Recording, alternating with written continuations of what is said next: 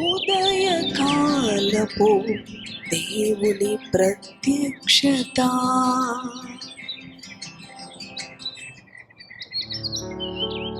Praise the lord, హల్లెలూయా. దేవునికి స్తోత్రం. మరి యొక్క ఉదయకాలము దేవుని యొక్క ప్రత్యక్షపు వాక్కు ఆయన ఉచితమైన కృప ద్వారా మనకు అనుగ్రహించబడినది.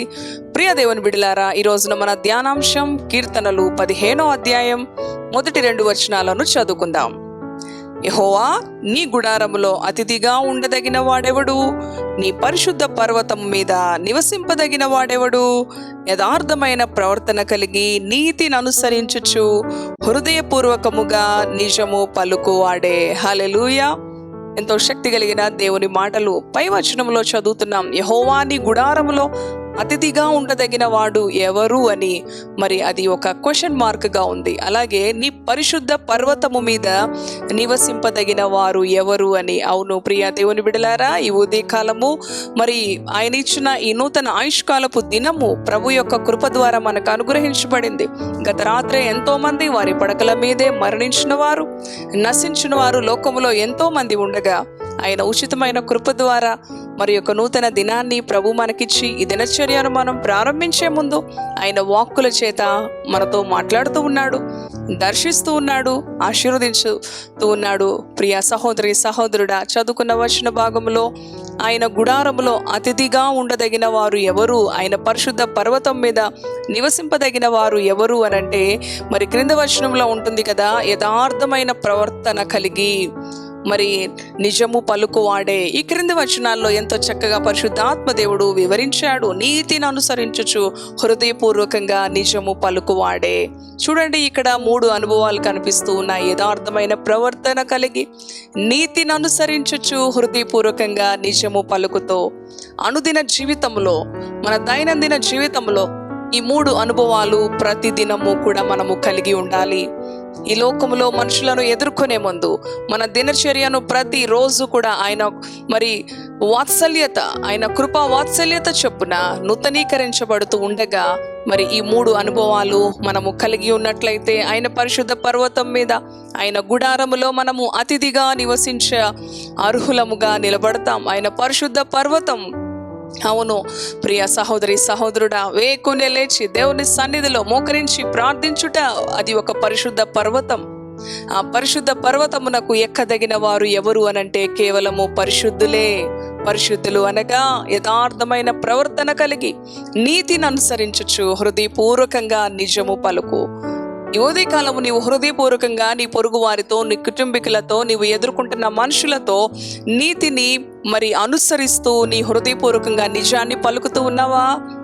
లేకపోతే నీ అంతరంగంలో ఒక ఆలోచన, పైన మాత్రం వేరే మాట కదండి. ఎంతో మంది అనుభవాలు చూస్తుంటాం. దేవుని పిల్లలుగా పిలువబడుతున్న వారు ముఖస్తుతి చేస్తూ ఉంటారు, కానీ అంతరంగంలో మరి ఎన్నో వ్యతిరేకమైన ఆలోచనలు, ఆ వ్యక్తి గురించిన మరి మాటలు మనము వింటూ ఉంటాము. అనేక మరి వ్యక్తుల జీవిత అనుభవాల్లో యథార్థమైన ప్రవర్తన దేవుని ఎదుట మనకి అవసరం. ప్రతి అనుదినం అవసరం.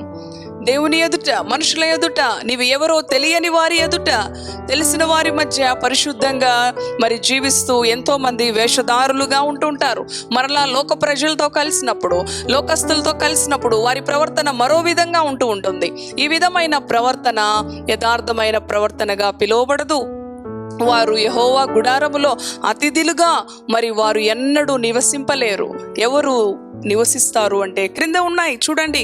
మరి అతని యొక్క దృష్టికి నీచుడు, అసహ్యుడు యెహోవా యందు భయభక్తులు గల వారిని సన్మానిస్తాడంట. ఇంకొక అనుభవం ఉంది. మాట ప్రమాణము చేసినప్పుడు వాడికి నష్టము కలిగినా కూడా వాడు మాట తప్పడు. ఎంతో మంది ప్రమాణాలు చేస్తారు కానీ మాట తప్పిపోతూ ఉంటారు కదండి. వారికి నష్టము మరి లాభానికి బదులు నాకు నష్టం వస్తుంది ఈ ప్రమాణం అని వారి మాటను వెనక్కి తీసుకుంటూ ఉంటారు. అలాగే వారి ద్రవ్యమును వడ్డీకి ఇవ్వరంటండి. మరి చూడండి, లంచము పుచ్చుకొనరు, నిరపరాధిని చెరుపుటకై మరి వారు ఎన్నడూ కూడా మరి ఆలోచన చేయరు. ప్రియ దేవుని బిడ్డలారా, ఇటువంటి అనుభవాలు మన యొక్క వ్యక్తిగత విశ్వాస అనుభవంలో అనుదినము కూడా మనం పరీక్షించుకోవాలి.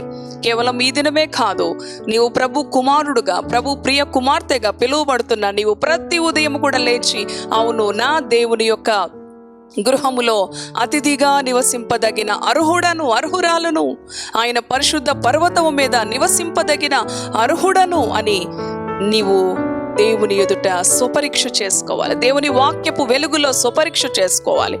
యథార్థమైన హృదయము కలిగి మరి హృదయపూర్వకంగా నిజాన్ని పలుకుతూ ఉన్నావా? నీతిని అనుసరిస్తూ ఉన్నావా? లేకపోతే నీ ద్రవ్యాన్ని వడ్డీకిస్తూ ఉన్నావా?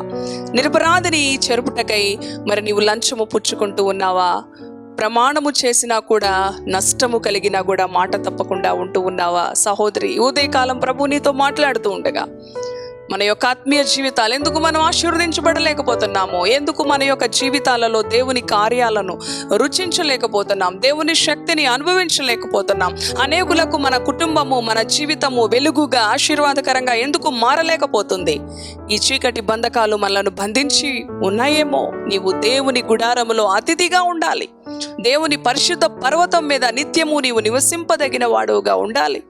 ఆనాడు సీనాయి పర్వతమందు మోషే 40 దినాలు 40 రాత్రులు దేవునితో గడిపిన అనుభవంలో మోషే రూపాంతరము, మోషే ముఖము చూడలేక ప్రకాశవంతముగా, అవును అటు రీతిగా నీవు నేను మనందరము కూడా ఈ లోకానికి వెలుగునిచ్చే మరి దేవుని బిడలుగా ప్రకాశమానమైన, చూడండి ఎవరు అనేకులను త్రిప్పుదురో వారు ఆకాశ మండలములో మరి జ్యోతుల వలె బుద్ధిమంతులను పోలి కదండి.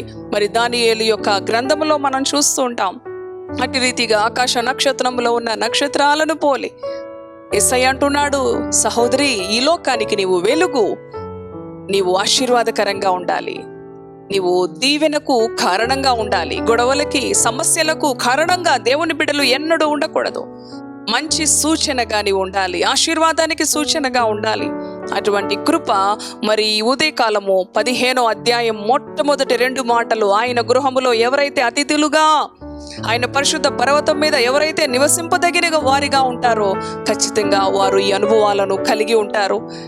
ఇటు మాటలు ప్రభు మన వినికిడిలో దీవించునుగాక. దేవుని మాటకు విధేయత చూపి దేవునికి మనలను మనం అప్పగించుకుందాం. ప్రార్థన. పరిశుద్ధుడా, జీవము కలిగిన తండ్రి, నీ పరిశుద్ధ నామానికి వందనాలు. ఈ ఉదయకాలం ప్రభు మరి ఒక ప్రత్యక్షపు వాక్కును కీర్తనలు 15వ అధ్యాయంలో, యెహోవా నీ గుడారములో అతిథిగా నివసింపదగిన వాడెవడు? నీ పరిశుద్ధ పర్వతం మీద నివసింపదగిన వాడెవరు? అవునయ్యా, యథార్థమైన ప్రవర్తన, నీతిని అనుసరించచ్చు హృదయపూర్వకంగా నిజము పలికే కృప నీ బిడ్డలైన మాకందరికీ కూడా అనుగ్రహించినాయన. దుష్టుడు ఎన్నో విధాలుగా మా మాటలు తప్పిపోయే విధంగా ప్రమాణాలు చేసి మరలా మేము మార్గము తప్పి తండ్రి నీ ఆలోచన ప్రకారంగా కాకుండా మరలా లోక ప్రజలతో కలిసినప్పుడు లోక ప్రజల సంబంధమైన ఆలోచనలు, అపవిత్రమైన మాటలు, అపవిత్రమైన ఆలోచనలు, అపవిత్రమైన ప్రవర్తన, వెళ్ళకూడని మార్గాలు, చేయకూడని పనులు తండ్రి, అవన్నీ కూడా దుష్టుని యొక్క తంత్రాలని నీ బిడ్డలు గుర్తెరిగి వారి పరిశుద్ధతను కాపాడుకుంటూ నీతిని అనుసరిస్తూ హృదయపూర్వకంగా నిజము పలికే బిడ్డలుగా ఈ ఉదయకాలం నీ బిడ్డలను మీరు అభిషేకించమని, ఆశీర్వదించమని, నీ బిడ్డలకు కలిగిన ప్రతి శ్రమగల పరిస్థితి నుంచి, ప్రతి దుఃఖకర పరిస్థితుల నుంచి, ప్రతి శోధన నుంచి, ప్రతి అనారోగ్య పరిస్థితి నుంచి యేసు శక్తి కలిగిన నామములో విడిపించమని యేసు నామములో ప్రార్థిస్తున్నాను తండ్రి. ఆమేన్, ఆమేన్. Praise the lord. God bless you.